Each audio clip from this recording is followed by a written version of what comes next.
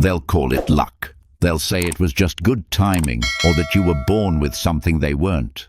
But what they won't see are the hours you spent alone, fighting battles in your own head. They won't see the early mornings where you woke up with nothing but a vision and a decision not to give in.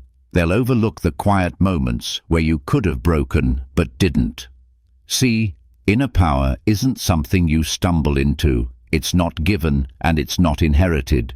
It's built deliberately, patiently, in silence. It's forged in discipline, shaped in solitude, and tested in the dark.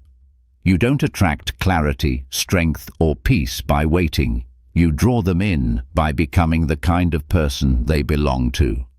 And when your mind is trained, really trained, the world starts to respond, not by accident, but because you've changed what you radiate. If that speaks to something real in you, there's just one simple, free favor I'll ask. Hit that subscribe button. Let's begin. It's not a finish line you cross, it's a rhythm you lock into, a quiet frequency that most people never notice. But once you feel it, you can't ignore it. Inner power doesn't show up all at once. It builds slowly, layered through repetition, through discipline, through clarity that doesn't waver when things get uncomfortable. It's like tuning a piano, not for beauty, but for precision, so every note, every move lands with intention. You shape your mindset the same way, a constant refinement. No grand gestures, just steady hands, working on something no one else sees. The changes are often invisible at first. The world won't notice the early mornings, the mental realignments, the small decisions you make to stay in control, but they stack. They accumulate, and one day the results speak louder than any explanation ever could. To hold that kind of power, to stay grounded in it, you start with one truth. Your mind is not your enemy, but it is wild, powerful, intelligent, and capable of building or breaking your future. Left alone, it drifts toward comfort, distraction, fear. But when trained, it sharpens, it protects, it leads. Carl Jung said, "Until you make the unconscious conscious, it will direct your life, and you will call it fate." And that's the reality for most, living out silent scripts written by an untrained mind.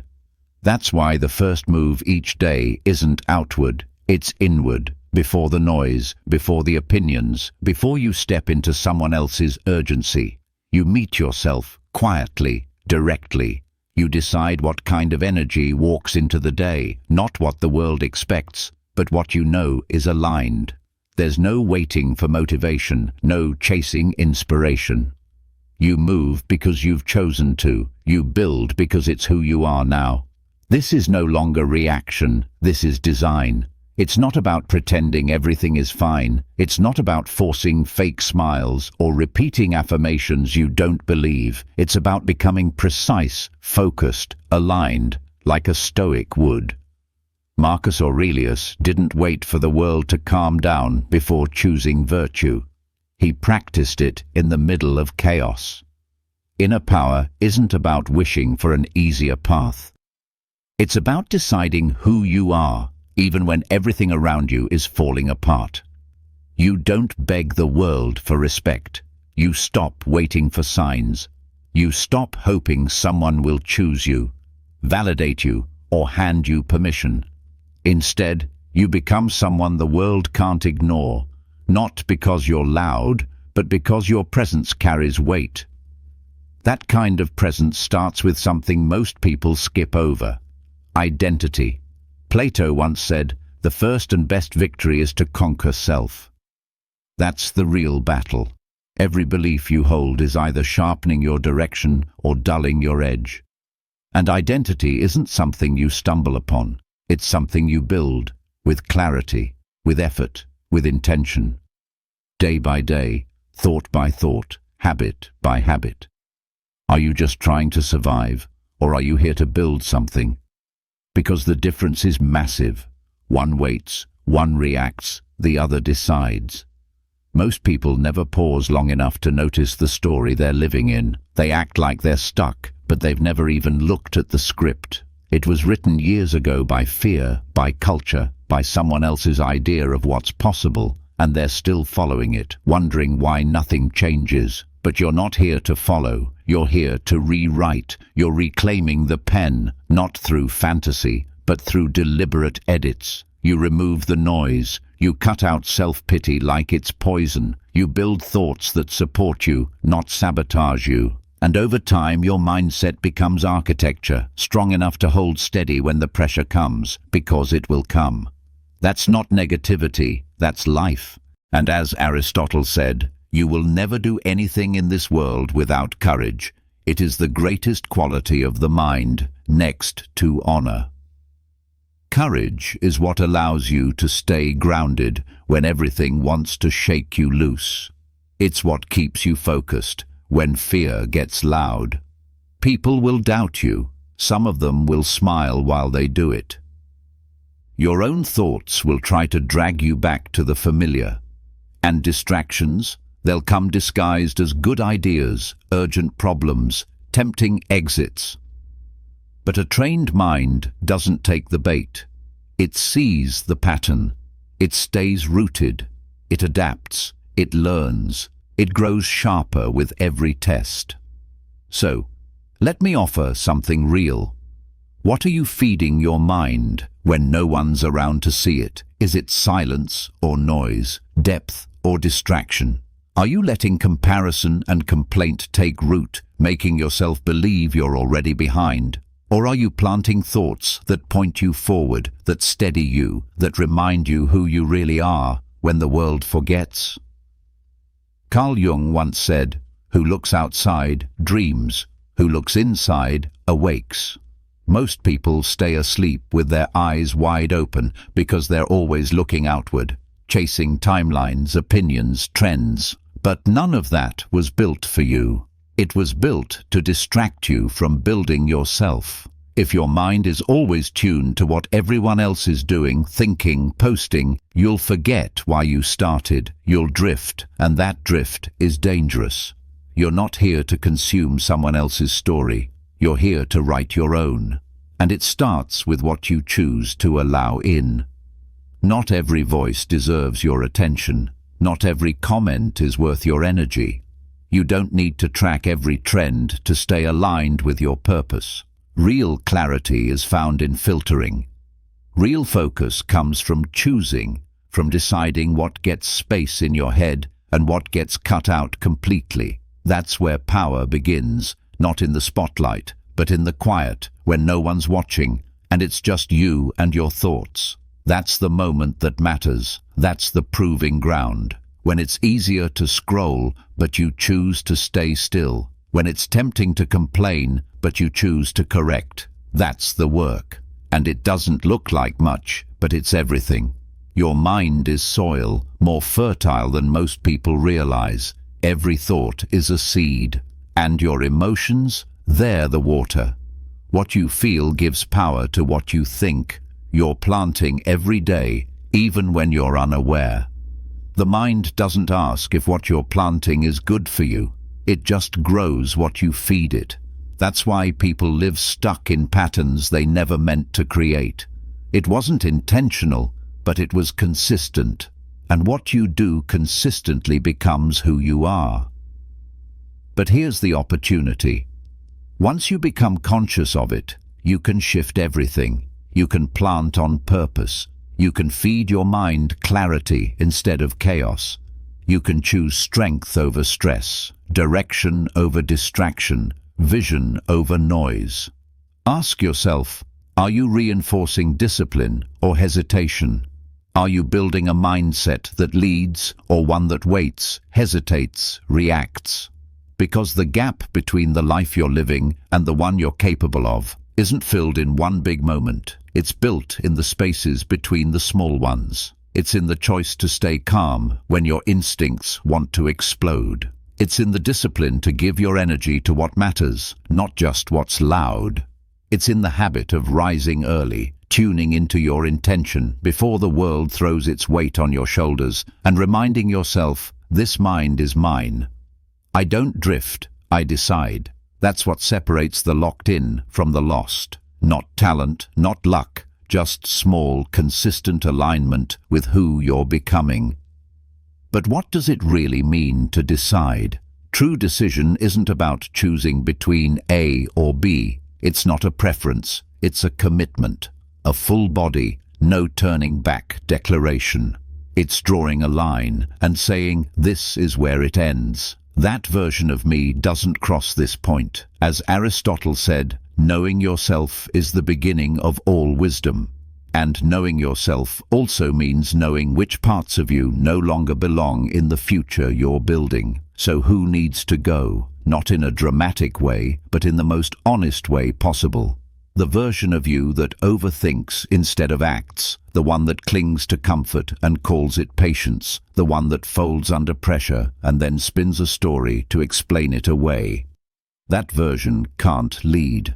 It can't handle the weight of vision. It can't survive in the environment you're meant to thrive in, so you let it go. You bury it under new standards. You replace it with patterns that match your purpose, not because it's easy, but because staying the same is no longer acceptable. And what remains when you do that? Stillness, strength, simplicity. The trained mind doesn't spiral in doubt or chase every emotion like it's urgent. It doesn't stop to question every impulse or justify delay. It moves with calm conviction. It knows what needs to be done, and it does it. Not recklessly, not rushed, but deliberately, because it's been conditioned through consistency, not emotion. Motivation isn't required. Movement creates the momentum. You don't sit around waiting for the perfect state of mind. You move, and the mind follows. The readiness shows up after you've already begun. That's real power. Not energy that shows up when it feels good, but discipline that kicks in when it doesn't. To be the kind of person who acts from identity, not from impulse. Socrates said, "The secret of change is to focus all of your energy not on fighting the old, but on building the new." That's exactly what this is. You're not wrestling your past anymore. You're constructing your future. One habit, one choice, one quiet internal shift at a time. This is where the separation happens. Dabblers pause. They wait. They depend on mood, on hype, on signs. But dominators, they build in silence. They don't wait for the world to catch up or the stars to align. They start. They move. They trust what they've trained. They don't rely on external push. They run on internal pull. Purpose becomes the engine. And that energy, it doesn't just power movement, it reshapes everything. Eventually, the world starts to bend, not because you forced it, but because you became the kind of person it has no choice but to respond to. Most people have that backwards. They think change starts outside. If their environment improves, then they'll focus. If they get support, then they'll believe. If everything lines up just right, then they'll begin.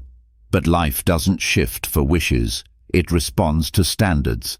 Carl Jung said, "Until you make the unconscious conscious, it will direct your life, and you will call it fate." Meaning, until you raise the standards quietly running the show in your mind, your life will follow the same script. No matter how badly you say you want a different one. So take a real look. What are your current standards saying about you? Are you allowing thoughts in your head that don't even belong to you? Still holding on to beliefs passed down by fear, failure, or someone else's limitations? Still speaking like you're on hold, waiting for permission, waiting to feel ready, waiting for the green light? That mindset needs to be cut at the root. Not questioned, refused. Stop speaking like someone who hasn't begun. Because the moment you start speaking from power, even quietly, you begin shifting the system. You start rewriting identity from the inside out. Say it and mean it. I'm already in motion. Don't talk like a struggler, trying to keep up. Speak like a builder, someone shaping something real, something intentional. Don't think like a skeptic, picking everything apart until you're too frozen to act. Think like an architect, someone who sees structure in the empty lot, someone who can visualize the final shape before a single brick is laid. That's how the shift begins, not with hype, not with motivation, with repetition, over and over, not just in what you say, but in what you do. What you rehearse becomes what you remember, and what you remember becomes what you act on. You don't become a new version of yourself by accident. You repeat the thoughts that serve you. You act on them until they hardwire. This isn't theory. It's not a mindset hack. It's how your brain actually works. Each time you choose the thought, the action, the tone that aligns with the person you're becoming, you strengthen a new path. Over time, that path becomes instinct. That's how identity gets installed. That's how your future gets built, one groove at a time. So echo power, not just when it's easy, not just when things go your way, but constantly, through every thought, every action, every quiet decision. Let your energy carry the message. I know who I am, and I know what I'm building. Most people don't even realize they're echoing doubt, rehearsing fear, speaking from a place of resignation without ever questioning it. But not you. You've seen too much. You've felt the pull of something deeper. You look where others avoid. You build where others hesitate. You don't wait to be picked. You start paving your own path. To do that, you have to stop reacting like a follower. You have to stop giving the world permission to shape your emotions, your pace, your focus. That power, it's yours. Take it back, not with noise, but with presence. A grounded, unshakable presence that doesn't ask for approval. Think like a force. Move like a decision. Speak like someone who no longer negotiates with weakness. And no, that doesn't come from confidence. Not really. Confidence is the side effect, the outcome. Inner power doesn't need to announce itself. It's not about how loud you are or how perfect everything looks. It comes from clarity, still, focused, immovable clarity. And clarity doesn't show up by accident. It's earned through commitment. Not to external noise, but to the voice inside you. The one you've known was there before the world got loud. That kind of clarity starts with remembering the vision. Not the one you shared online, but the one you scribbled in a journal or whispered to yourself when no one was watching. The vision that scared you because it felt too real, too personal, too different from what everyone expected. But it never left. It's still there, waiting for you to stop explaining, stop postponing, and start living it. So reclaim it. Reclaim your mornings. The untouched space before the world floods in. That's where your edge sharpens. That's where you find stillness and set your direction. No notifications, no noise, just you. Honest, undistracted. That's where identity is reinforced. That's where you remember what matters before the day tries to convince you otherwise. Reclaim your focus in a world starving for attention. Protect yours like gold. Train it, strengthen it, keep it on what matters. Because Aristotle was right. We are what we repeatedly do. Excellence, then, is not an act, but a habit. Focus is your habit now. Intention is your new baseline. And if you want a real edge, it's that. It's your ability to stay with yourself longer than the world can distract you. Your ability to stay grounded when everyone else is chasing speed. It's your depth, your stillness, your calm, when everyone else is spiraling. That's not a disadvantage. That's your armor. So when it gets hard, and it will, don't pull back. Don't mistake discomfort for a problem. Most people do. But resistance isn't a stop sign. It's a signal. It's the exact moment where transformation begins. The moment your past self would have turned around. Now you lean in. Growth will never feel soft. It feels like tension, like friction, like the edge of who you were rubbing up against who you're becoming. And Carl Jung said it clearly. There is no coming to consciousness without pain. It's not just theory, it's truth. Growth costs something, and that cost is pressure. But pressure is what builds the strongest minds, the sharpest awareness, the deepest clarity. So when it comes, don't run, don't resist. Use it. Let it shape you like a chisel, sharpen stone. Let the losses carve wisdom. Let the setbacks build patience. Let the tension refine your edge. Because a trained mind doesn't resent the storm. It adapts to it. It integrates the pain. It turns everything into fuel. That's the difference. Suffering waits for rescue. Power rises from the fire and keeps walking.